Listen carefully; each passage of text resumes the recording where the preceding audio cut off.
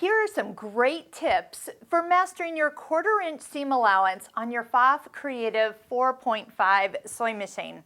Now this machine does come with a 1/4 inch foot with a opening for your IDT, so that easily gets you up and over those seams or intersections really easy. Now if you're one to like a little bit of a guide right here, they do make a perfect 1/4 inch foot with guide for the IDT system. So that foot is available from your local Pfaff retailer.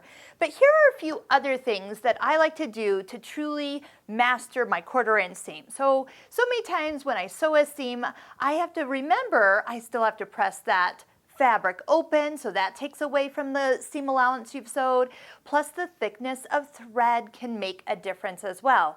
So here are some suggestions to truly help you master your 1/4 inch seam. Number one, use a thinner thread. This is an Aurifil cotton thread, weight of 50. 50 weight is great. I love this thread. It's thinner and then you get more on your bobbin, so it just seems to last longer. For those of you who do a lot of embroidery, do you know your embroidery thread is also a nice thin thread? That's a great suggestion to put on.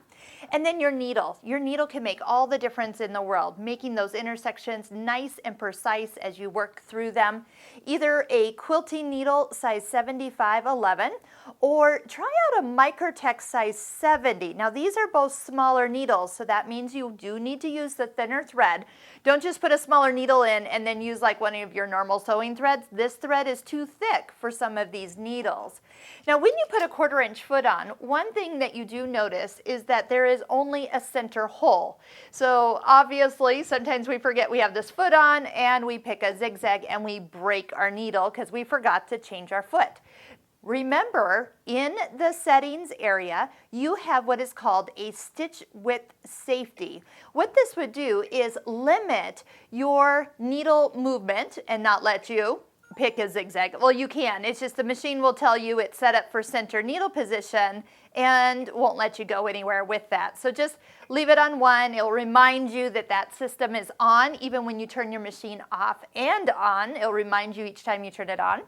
And then that way you don't accidentally break a needle. So many times we piece lots and lots and lots and we forget. And then a week later we decide to switch to a different project. That will help you. Now, one other thing. Now you can't do this with the limitation or stitch width safety on. I am going to turn this off and go ahead and X out of this.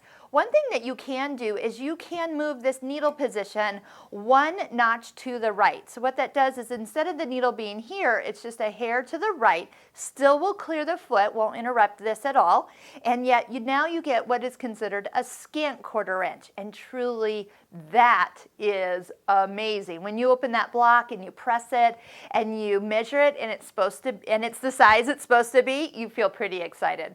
But you can't do this and that stitch width safety at the same time. It's either or. Now keep in mind, if you get your seam allowance perfect on your new machine and you have a project that you started on your previous machine, maybe you weren't as precise with your 1/4 inch seam allowances, keep in mind if you have half the blocks done and half the blocks done with your new seam allowance, they might not be the same size. So keep that in mind, start a new project, work with your new seam allowance, but if you go back to a unfinished project, make sure you kind of match that seam allowance for the blocks that you did at a different machine, maybe a different foot completely.